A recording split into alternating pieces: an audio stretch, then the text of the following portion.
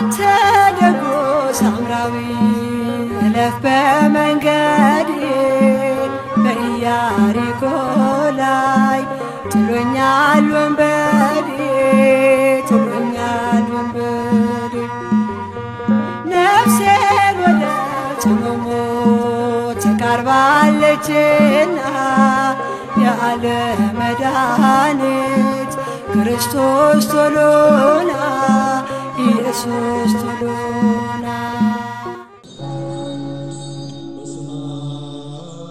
ብሽጋ ብዙ የኢትዮጵያ ክፍለ ሀገር ውስጥ አብረን ሄደናል በስራ ምክንያት እና የማስታወስ ችሎታውን በደንብ ነው በቃ እስኪ ገርመኝ ነው የምደነቅበት ብዙ ቲያትሮች ክፍለ ሀገር ይዞ ሄዷል እና እኔም በአጋጣሚ ከቲያትር ይዘን ነው ሄርነውና የሄደበትን ቦታ አይረሳም ሰዎቹም አይረሱትም እንዲረሳቸው አድርጎ አይደለም የሚመጣው በሰው ልጆች ላይ ሊኖር የሚፈልጉ ባህሪያቶች አሉ የሰው ልጅ ቢኖረው ተብሎ የሚታሰብ ባህሪያቶችን በሙሉ የተላበሰ ስብዕና ያለው ሰው ነው አብርሃም ሁሉንም ነገር አሟልቶ የሚኖር ሰው ነው ታዛዥ ነው ትሁት ነው ቀን ነው ምን ብይልበል ሙሉ ስብዕናው በቃ ሰው ብለ እንደ ሰው ልትጠቅስ ከምትችላቸው ሰዎች መካከል አንዱ አብርሃም ቀናው ነው አብርሃም ቀናን የማውቀው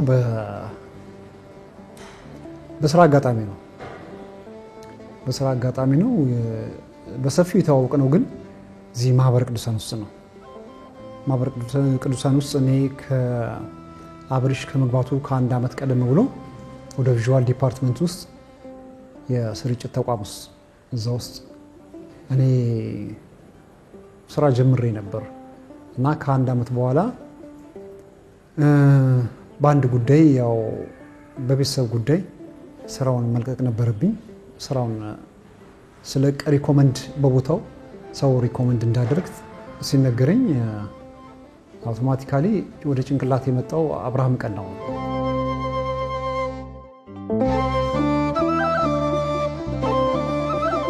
አብርሃም ቀናው ባላለው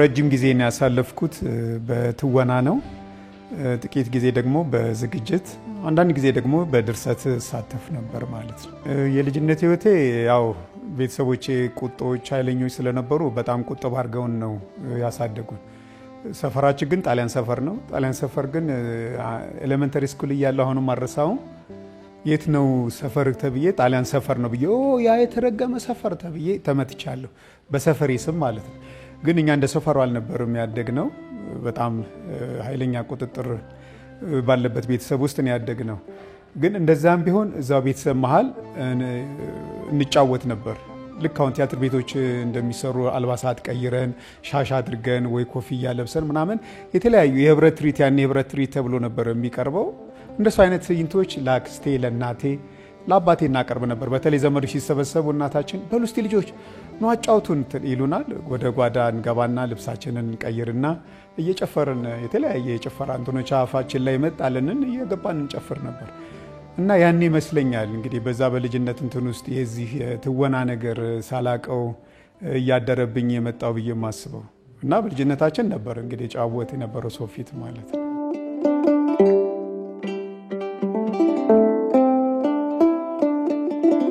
አብርሽዬን እኔ ሳቀው ዳጋጣሚ ሆኖ ልጆኜ ነው ማቀው ማለት እንደዚሁ ሳንግባባ አንድ አጥቢያ ነን ገነተ ጽጌ ቅዱስ ጊዮርጊስ አካባቢ ነው እሱም ተወልዶ ያደገው እኔም እዛው ነው ፒያሳ ሰራት ያስፈራው ተወልጄ ያደግኩት ስለዚህ ባይና ያዋለው በኪነ ጥበቡ ደግሞ በማየት እነሱን በማየት ታላላቆቻችንን በማየት ነው አሁን ላይ አንልበት የመጣ ነውና ብዙ ጊዜ ነው አብሬው ሲሆን አባመተ ምሩት ይሄን ያልነው ባልለም ግን አብሮ የመስራት እድሉም ገጥሞኛል እንዳጋጣሚ ደግሞ እሱም ፈቅዶ ደግሞ ጓደኛው እንደውም ፈቅዷል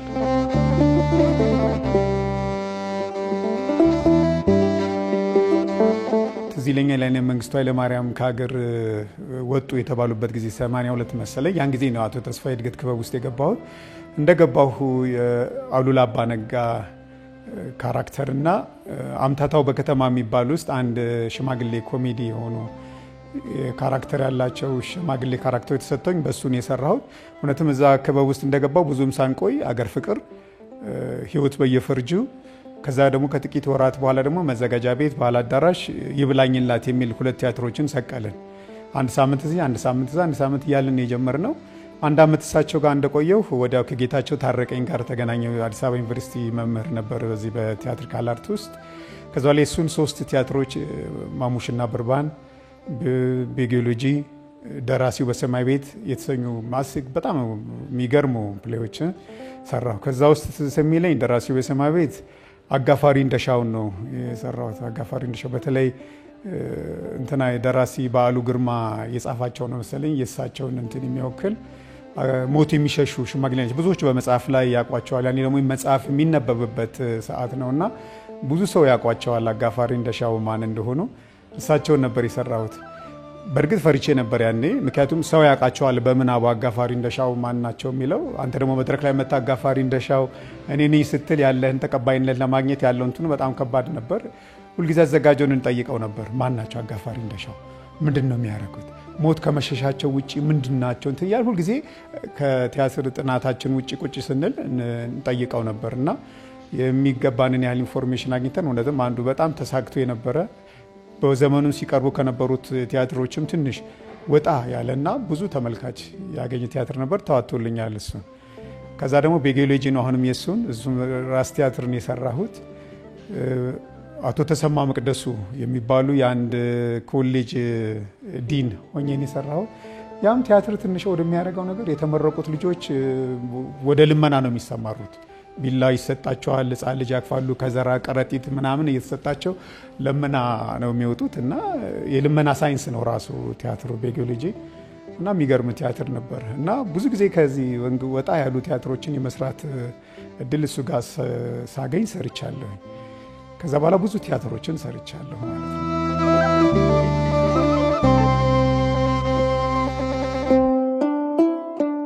እንግዲህ አብርሃም ጋር ያለን ግንኙነት ጠበቅ ያለ ነው ማለት እችላለሁ። ለምን አብርሃም ጋር የምንተዋወቀው ከ1993 መጨረሻ 94 አካባቢ ጀምሮ ነው የምንተዋወቀውና እኛ የኪነ ጥበብ ፍቅሩ ኖሮን ያው በምንታትር ሰዓት እሱ ትንሽ ቀደም ብሎን ሙያ ውስጥ ስለቆየ እሱ ጋር የመስራት እድሉን እንፈልገው ነበርና በዛ አጋጣሚ አገኘ ነው።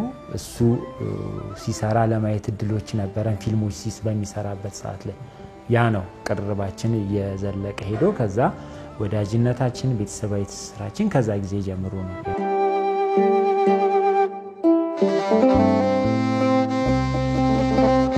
ፊልም ሲጀመር እንግዲህ ያው ቀስ እያለ ነው ዳዴ እያለ የመጣው ግን አላስታውሳቸውም። አንድ አጋጣሚ ማን እንደሰራሁኝ ግን የሆኑ እንትኖች ውስጥ እየገባን እንትን ብለናል ሰርቻለሁ። አሁን በቅርብ ጊዜ ውስጥ እንግዲህ ከማስታውሳቸው ኮሞሮስ በዝግጅት ይብላኝላት በድርሰት አሉ እንደዚህ ያረገቡ አይኖች በትወና ሐማዊው በዝግጅት ሉሊት ደግሞ የሚባልም አለ አንድ በዝግጅት እንደዚህ አይነት ነገሮች በዝግጅት አንዳንዶቹን ደግሞ በትወና አንዳንዶቹ በድርሰት እንደዚህ አይነት ነው ተሳትፈዋል። ግን ብዙ መረሳቸዋለሁ ነው ቶሎ እንትን ቴሌቪዥንም ድራማ እንደዚሁ ተከታታይ ድሮ የእሁድ ፕሮግራም በነበረ ጊዜ ለድርጅቶች ተከታታይ 2 የቴሌቪዥን ድራማዎችን አዘጋጅቻለሁ። ርዕሶችን ግን ረስቻለሁ። በተረፈ መስኮት ነው ኢቲቪ2 የሚባል ቴሌቪዥን ከተጀመረ በኋላ በርካታ የመስኮት ድራማዎችን የማዘጋጀት እድል አግኝቼ ብዙ ልጆችም ጥሩ ሆነው እንዲተውኑ ሙያውን ወደውም እንዲቀሩ ማድረግ እንትኑን አግኝቻለሁ እድሉ።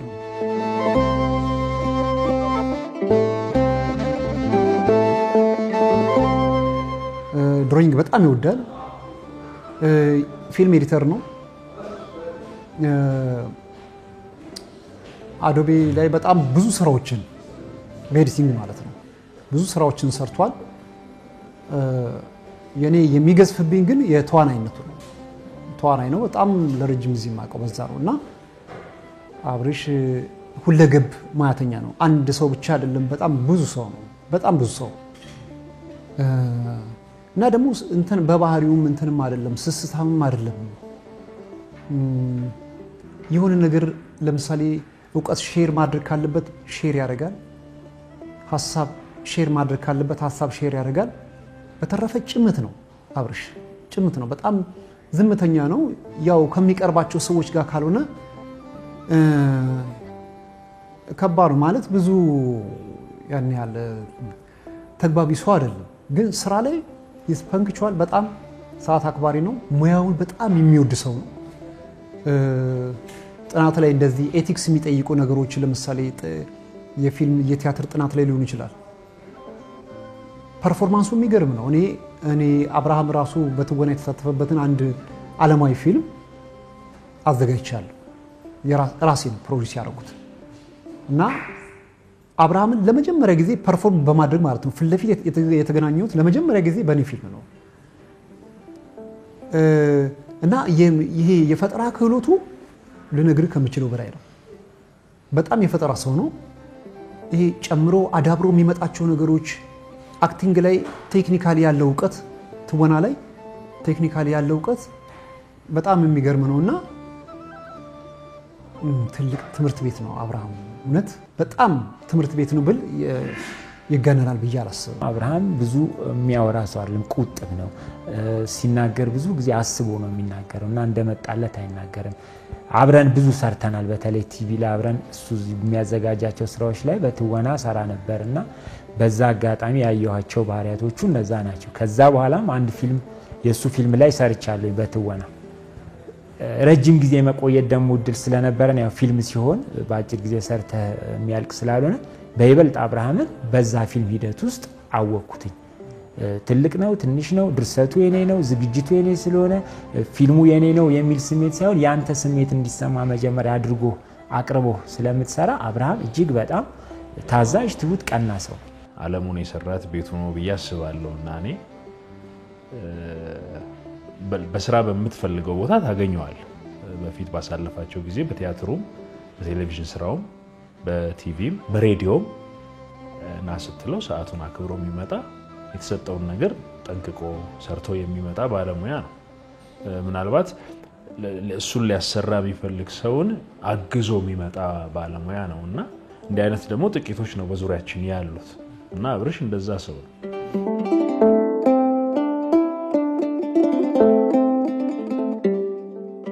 ወደ ማህበር የመጣሁት ሳምሶን ግርማ አርቲስት እዚህ ቀድሞኝ እሱ ይሰራ ነበር። ከዛ እሱ ጠርቶኝ ነው በእሱ አማካይነት ማህበር ውስጥ እሱ ክፍል ውስጥ የተቀጠርኩት። እንዳልኩ እንግዲህ መዝሙሮችን፣ ስብከቶችን፣ ዘጋቢ ፊልሞችን በተጨማሪም ደግሞ ሰርጎችን እንሰራ ነበረ። ብዙ እንትኖችን ሰርተናል። ቆንጆ ራሳችን አስተባብረን ራሳችን ካስታርገን በጀት መድበን ምናምን 2-3 ፊልሞችን በወቅቱ ሰርተናል። ከዛ በኋላ ነው ገበያው እየቀዘቀዘ ምን እያለ ሲመጣ መዝሙሩም ምኑም ከኛ እጅ ላይ ክፍል ወጣ። አሁን ወደ ሌላ ክፍል ውስጥ ነው ያለሁት። ከመጣሁ እንግዲህ ወደ 10 ዓመት አካባቢ ሆነኛል። ግን እንዳልኩ ቅድም እንደጠየከኝ ስገባ መጀመሪያ ወደዚህ ስመጣ ማህበሩ ስሙ በጣም ትልቅ ነው። እየመጣንም አገልግሎት እየሰጠንም እንዴት ነበር በነፃ መተን ከዚህ በፊትም አንድ ፊልም ሰርተናል ሕያው እውነት የሚል ደብረ ዘይት ድረስ እየሄድን እና ብዙ መከራ በልተንበት የሰራንበት ፊልም ነበር። በገንዘብ ማትመድበው በጣም ብዙ አስቸጋሪ ሁኔታዎች ነበሩበት እና ያኔም ነው መጣ የነበረውና በጣም የምናከብረው ምንፈራው ነበር እና ተመልሰ እዚህ ስራ አለ ሲለኝ እንትኑ ደስ ቢለኝም እንዴት ነው ቄስ መሀል የምሰራው? ምን አይነት ነፃነት ይኖረኛል? ሁልጊዜ ፊታቸው ሲሽቆጠቆጥ ምናምን እንዲህ ስል ነው ምኖረው በትትና ውስጥ እንትን ብዬ ምናምን ነበር ብዬ እየፈራው የነበረውና ይህን ህይወት ስላለመድን እኛ እዛ ውጭ ቀለል ያለ ህይወት ስለነበረ እንትን ልዩነቱ አስፈርቶኝ ነበር። ግን እየመጣህ እየቆየ ቆይታው መርካቶ ነው ለካ ራሱ ቤቱና ምንም እንትን የሚል የለ። ከዛ በኋላም ነው ቀስ ብለን ለካ ከረባት ሸሚዝ የሚያደርጉ ለካ ካህኖች አሉ፣ ለካ ከማን እጅ መስቀል መሳለም አለብን የሚለውን ከዛ ነው እየተጋፋ ሊፍት ውስጥ እየወረድን ከዛ ላይ ስናቃቸው ለካ ማን መስቀል እንደሚያሳልመን ቡራኬ እንደሚሰጠን ከጊዜ በኋላ እየለየናቸው መተን አሁን እንትን ብለን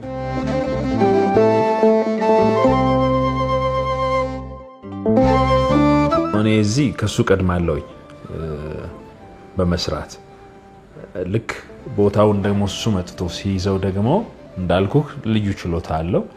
ኤዲት ማድረግ ይችላል፣ ካሜራ መቅረጽ ይችላል፣ ጽሁፎች መጻፍ ይችላልና ለዚህ ቦታ ላይ መጻፍ የሚችል ማዘጋጀት የሚችል ኤዲት ማድረግ የሚችል ባለሙያ ማግኘት የእውነቱ መታደል ነው።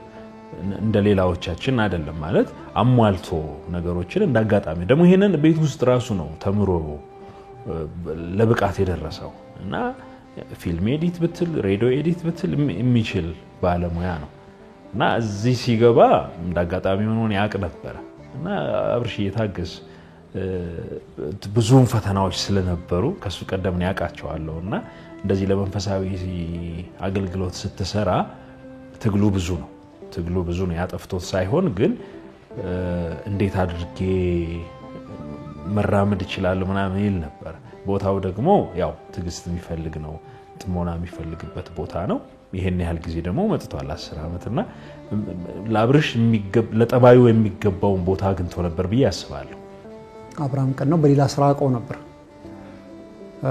ክፍለ ሀገር ቲያትር ይዘን ቱር እናደርግ ነበር ዓለማዊ ቲያትር በዛ ነው ማቀውና እሱን ሪኮመንድ አድርገን ኦዲዮቪዥዋል ዲፓርትመንትን እንደገና የማቋቋም ስራ በጣም ትልቅ ስራ የሰራው አብርሃም ቀናው ነው ስለ ነፍስህም ጭምር ነው እንጂ ደሞዙ በክቶ ወይ ምናምን ብለህ አይደለም የምትሰራው ምክንያቱም በረከት አገኛለሁ ስለ በረከቴም ጭምር ብዬ ነው የምትሰራው ሌላ ሁለተኛ ጸሎት አለ ሁሉ ጊዜ ቢሮህ መጥቶ ይታጠንልሃል ይሄን የት ነው ማገኘው ሁሉ ጊዜ ማርያም ስም የገብርኤል የመዳንኤልም እየተባለ ሁሉ ጊዜ ጸሎት ፕሮግራም አለ አንከለከልም ይሄ ታሪክ የተመናገኘው ነው እንደዚህ እኮ ስለሆንኩ ነው ማገኘው ይሄ ደግሞ ተጨማሪ ሌላ ክፍያ የሚያስፈልገው ሌላ ጋር ቢሆን የምታወጣበት ነገር ነውና እዚህ በመሆኔ እድለኛ ነኝ እንደ እድለኛ ነው መቆጥረው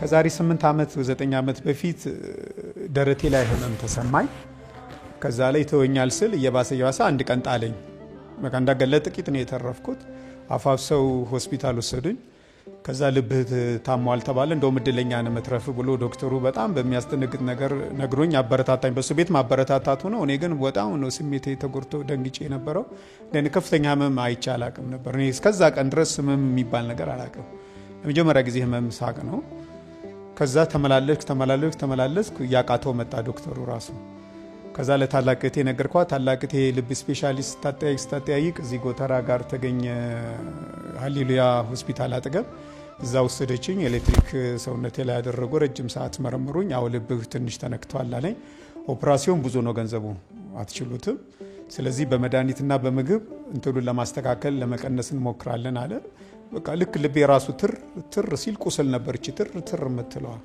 አልሄድም ነበር በጣም ደካማ ነበር እስከ ተወሰነ አመት ድረስ በጣም ቀስ ይያልኩ ነው የሚሄድ እንኳን ደረጃ ለመውጣት አይደለም ይሄ ከእግረኛ መንገድ ወደ አስፋልት እግርህን ለማውረድ ወይ ከአስፋልት ወደ እግረኛው ለመውጣት በጣም ትልቅ ጉልበት ነበር ይጠይቀኝ ነበር በጣም ኃይለኛ ድካም ነበር ይሰማኝ ነበር ከዛ በዛ ሰውዬ ጋር ከመና ጀመርኩ ከዛ ቀስ ይያለ ሄደ አመቱም ሄደ ግን በዚህ መሃል እንግዲህ ሁሉ ጊዜ እህቴ አይደለችም እየመጣች የምትወስደኝ ራሴ መቻል አለብኝ በራሴ አቅም ሞከርኩ ከዛ በኋላ ማልችለው ሆነ ምክንያቱም እንትኑ አይቋረጥም ለካ ህክምናው ምርመራው መድኃኒቱ የሚቋረጥ ነገር አይደለም ለካ ዝም ብሎ ዘላቂ ነገር ከዚህ በኋላ አብሮኝ የሚኖር ነገር አይነት ነገር ነው ለካ ማሙ ስለዚህ ያለምኛ አማራጭ አንዲት ኮንዶሚኒየም ቤት ነበረኝ ከባለቤቴ ጋር ተነጋገርን እንሽጠው ተባለ ተሸጠ ይሄን ያለ ህክምና ቢበቃኝ እስቲ ይሄን ያለ ተመልሰን ስቱዲዮ ውስጥ እንግዛበት ተብሎ በተረፈችው ገንዘብ ስቱዲዮ ገዛንና በሱ መታከም ጀመርኩ ሄደ ይመጣል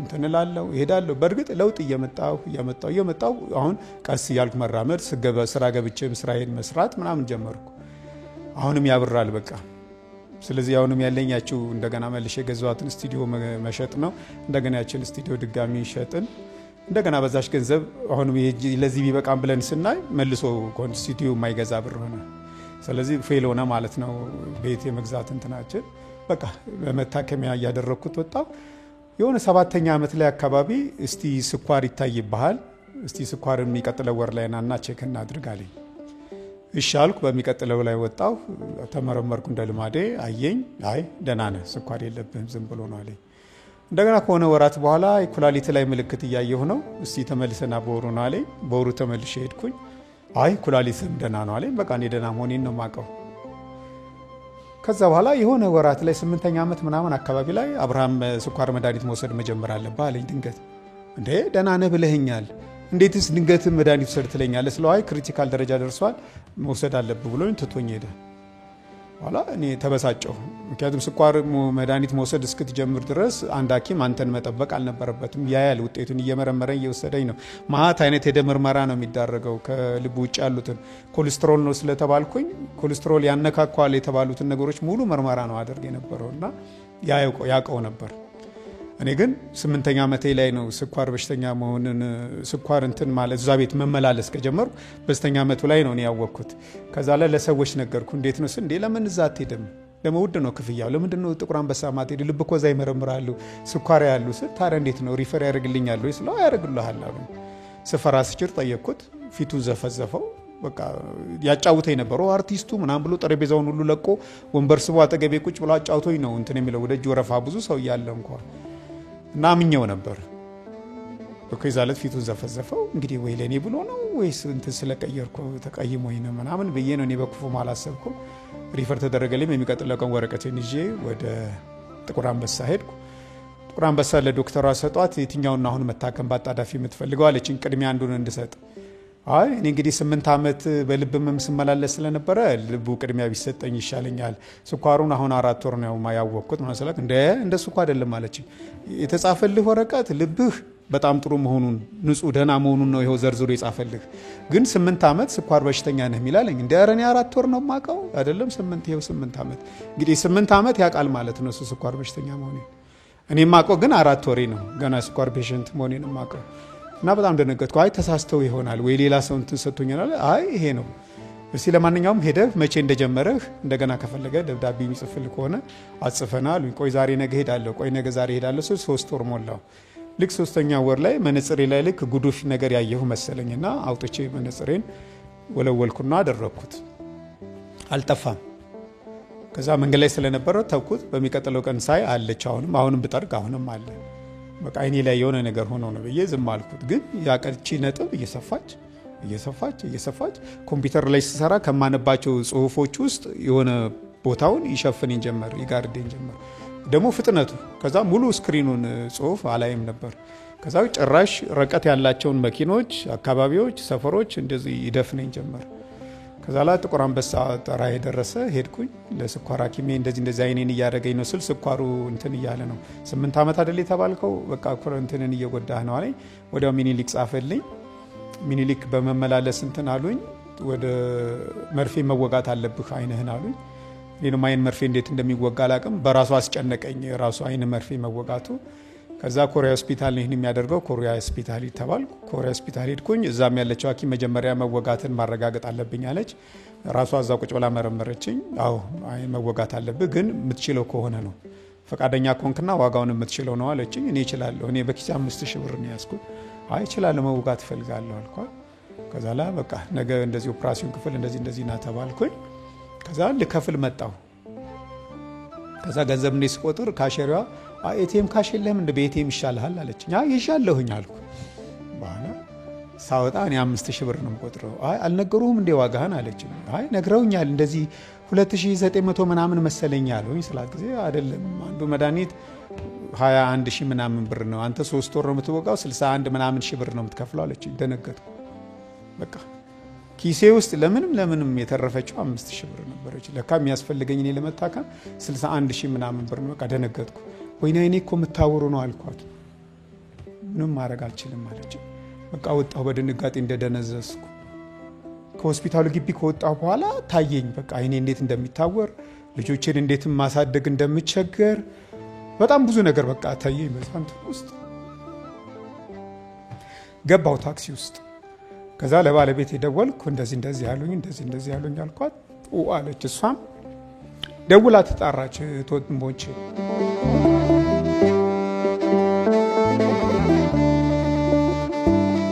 እና ከሆስፒታሉ ወጥቼ ከሄድኩ በኋላ ህይወቴን ማየት ጀመርኩ። ይሄን ያህል ገንዘብ የለኝም፣ የሚሰጠኝም ሰው የለም። እንዴት ነው ቀሪ ህይወቴ የምኖረው? ልጆቼ እንዴት ነው ማሳድገው? ወይኔ ልጆቼን አልኩ። ገና ትናንሾች ናቸው። ከዛ ታክሲ ውስጥ ገባሁ። ደረስኩ። ስደርስ እውነትም ቤተሰቦቼ ተሰብስበዋል።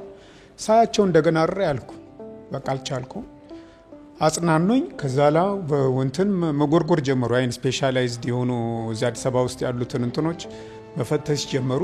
ግማሹ 3 ወር ሲለን ግማሹ 6 ወር ሲለን ግማሹ 1 ወር ሲለን ግማሹ እንትኑን አምጣ ሲለን ሪፈር የተደረኩበት ነው እዛ ኮሪያ ሆስፒታል ነው በድንጋጤ ትቼ ወጣሁትና ሊያስቆጥም ተመልሼም ያንን ሆስፒታል ማየት ስላልፈለኩኝ መሄድ ድጋሚ አልፈለኩም ከዛ መጨረሻ ላይ አንድ ወንድሜ ዶክተር አለማየሁ የሚባል ምናቆ ከኛው ጋር አብረው እዚህ ጊዮርጊስ ሰንበት ትምህርት ቤት የተማረ ልጅ አግኝቶ እሱ ጋር ደወለ እሱ ደግሞ እንደዚህ የሚባል እዚህ ጉርድ ሾላ ፊት ለፊት ሴንቸሪ ሞል ፊት ለፊት ላቪስታ የአይን ስፔሻላይዝድ አለ እዛ ይሄዱ ዶክተር አለማየሁ ነው የላከኝ ብለዋልን እውነትም ደወልን ከዛ ዶክተር አለማየሁ ነው ስንላቸው ጊዜ በቃ በቴሌግራም ቶሎ ብላችሁ ስካን የተደረገውን የአይን እንትን ውጤታችሁን ላኩልኝ አሉ ላክነዳቸው ወደ በሶስተኛው ቀን ነው አሉ በቃ ዋጋቸውን ስንል በጣም ርካሽ ነበር በጣም ደነገጥንና ደስ አለን እዛ 61 ምናምን ሺህ እዚህ 4000 ምናምን ከዛ በኋላ በቃ ወዲያው ሄድኩኝ ያቺው ነው የተረፈችኝ ብር ሄድኩ ጀመርኩ 3 መርፌ ነው የምወጋው በወር አንዳንድ መርፌ ምንተም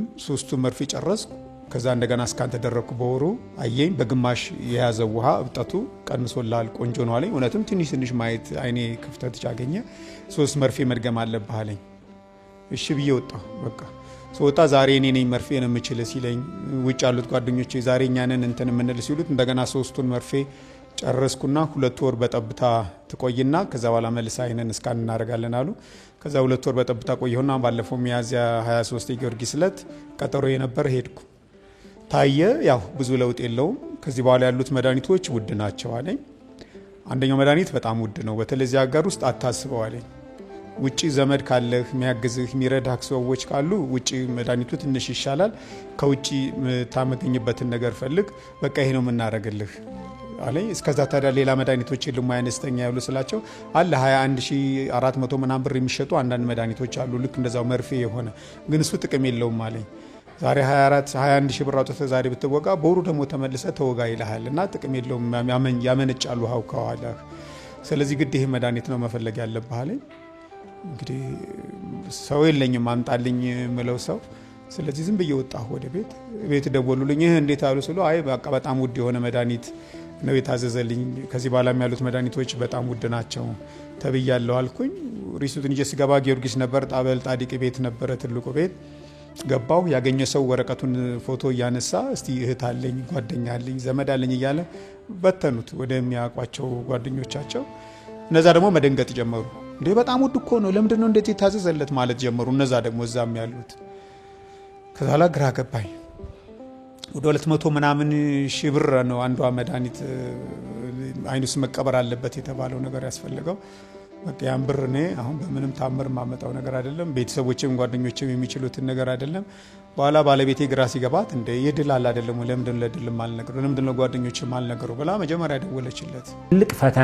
ትልቅ ፈተና ነው የገጠመኝ እሱን አሳምኜ ድጋፍ እንዲደረግለት ወደ ሶሻል ሚዲያ እንዲመጣ የሚያውቁ ሰዎች ጋር እንዲደርስ እንቢ ብሎኝ ነበር በቃ እግሩ ላይ ውላ ወድቄ ነው ሰዎች ብዙ ነገር እኮ ተደራጅተው ያደርጉ የለን ለበጎ ነገር ምንም ችግር የለውም ስለው እሺ በቃ እንዳልካለኝ ከዛ በኋላ ማድረግ ያለብን ሂደት ነበርኛ እኔ አንድ ማስተባብረው እንትን አለ የቁም ነገር እንስራ የሚባል እንደ ማህበር ነገር አለ በየወሩ የተለያዩ ሰዎችን ድጋፍ እናደርጋለን የሚያስፈልጋቸው እርዳታ ካለ ከኛ ባሻገር በሌሎች አካሎች እንዲደገፉ አድርገን ብዙ ስራ ሰርተናል ስለዚህ በቁም ነገር እንስራ ቤተሰብ አብርሃም የመጀመሪያውን ያሳሳብ የነበረው አይኑ ስለነበር ለምን ህክምና ያደርግም ሚሊዮን አወራውት ያንን ውጤቶች በፊት የነበሩት ውጤቶች ተቀበልኩትና ይዘን ሌላ ቦታ እንደ አዲስ ሄዶ እንዲመረመር አደረግን አብዛኛው ነገር ተመሳሳይ ሆነ ማለት ነው ከዛ በኋላ ህክምናው ጋር ይዤው ሄጄ ህክምናውን ሐኪሙም ሲያወራ አጋጣሚ እናቃቸውም ሰዎችን አገኘን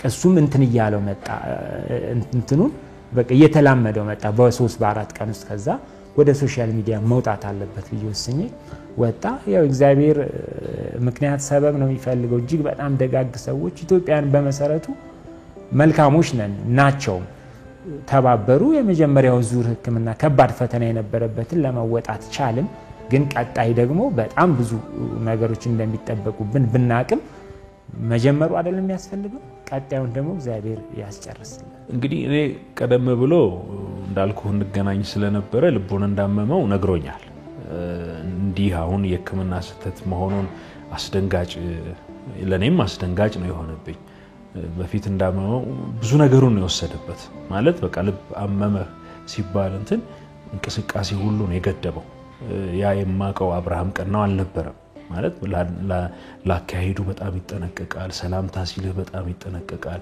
ትንፋሽ ከማውጣት አቅም በጣም ይጠነቀቃል እና እኔ በጣም ደንግጬ ነበር ያው መቼስ እግዚአብሔር መልካም ነው ከሰማበት ጊዜ ጀምሮ እስካሁን ድረስ መኖሩ በራሱ የሱ ፍቃድ ነውና እንዲህ ደግሞ አሁን የሕክምና ስህተት ነው ሲባል ደግሞ እኔ ከመጀመሪያው አቅ ስለነበረ የእውነት በጣም ያማል እኔ ላይ ሆኖስ ቢሆን አይደለ አሁን ዳውንስ ታግሱ እንደዚህ በሌላ ሕክምና ስህተት ደግሞ ሌላ ህመም ማምጣት ደግሞ ሶስተኛ ህመም አንዱን እየጎዳው ወደ አለመኖር ደረጃ የሚያደርስ ቦታ ላይ መገኘት በጣም ያማልና እኔ የድል ሲነግረኝ እንደዚህ ሆነ እንደዚህ ላድርግ ነው ሲል ያ የቀደመው የልብ ህመሙን ስለማቅ በጣም ነው ያዘንኩት ማለት እንኳንስ በቅርበት ለምታቀው አይደለም ለማታቀውም ሰው ህመም ሲጎዳው የሚሰማን ስሜት አለና እንግዲህ አሁን በምክንያት ተጀምሯል ይሄ ነገር እሱን ማገዝ እግዚአብሔር መልካም ነው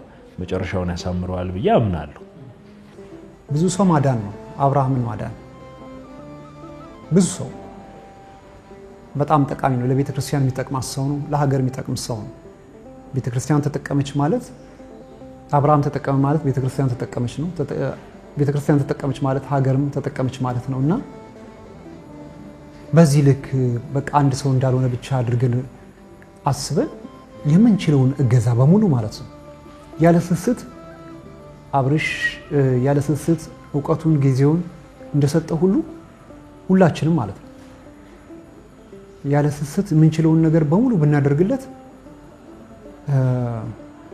ለነዛ ለሚወዳቸው ልጆቹ ለሚወደው ቤተሰቡ እንደርስለታለን ስለ ግራይኑ ብቻ ነው ማውራት ቀኙ ደግሞ የራሱ ሌላ ጉዳይ አለ ግራይኑ ኢሚዲየትሊ ቶሎ መታከም አለበት ይሄ መድኃኒት መቀበር አለበት ተባለ እሱን ሲሰማ ነው እሱም እንትን ያለው ስለዚህ ያን መድኃኒት ማስቀበሪያ ያገኘ አጋጣሚ ግን በዚህ አጋጣሚ እግዚአብሔር ስራ ድንቅ ነው ብዬ ምን ለመሰለ ያን መድኃኒት እንትን ለማለት በመንሄድ ሰዓት ምናቃቸው ሰዎች ደግሞ አግኝተን የተወሰነ ፐርሰንት አይ ቀን እንዲቀነስልን አገኘን ስለዚህ መድኃኒቱን ልንገዛ ያሰብንበት ገንዘብ እንዲሞላልን ባቀርነው ጊዜ ሳይሞላ ግን የተወሰነ ድጋፍ የሚያደርጉ በጎ ሰዎች አገኘን መድኃኒቱን በቅናሽ የማግኘት እድል አገኘን የመጀመሪያውን ዙር ከ3 ቀን በፊት ይመስለኛል አስቀብረናል ተቀበረለት ግን አሁን ቀጣይ ላይ ደግሞ አለ ከ6 ሳምንት በኋላ የአንደኛው የቀኝ አይኑ አንድ ወር ይጠብቃል ምርመራ ለሱም በጣም አደገኛ ላይ ነው ተብሏል ስለዚህ የመጀመሪያዎች መነሻ ጀመርን እንጂ በቀጣይ አብርሃም ብዙ ነገሮች ያስፈልጉታል ምናልባት እሱ አሁን የሚነግርህ ነገር ይኖራል ብዬ አስባለሁ የልቡ ጉዳይ ያለ ስኳር አለ አሁን አሳሳቢ ሌላው ኩላሊቱ ደግሞ ሶስተኛ ደረጃ ላይ ደርሷል ስለተባለ ለሱ እጅግ በጣም ሰፊ እንቅስቃሴ የሚጠይቅ ይመስለኛል ወንድሞቼ የቅርብ ጓደኞቼ በርቀት የሚያቁኝ የኢትዮጵያ ሕዝብ ተረባርበው ነው አሁን እዚህ ደረጃ ላይ ደረስኩት ከዚህ በኋላ እኔ ምንም ማደርገው መሸጣውም መለውጣውም ነገር የለኝም በራሴ ሞከርኩ ከዚህ በኋላ ግን አልችልም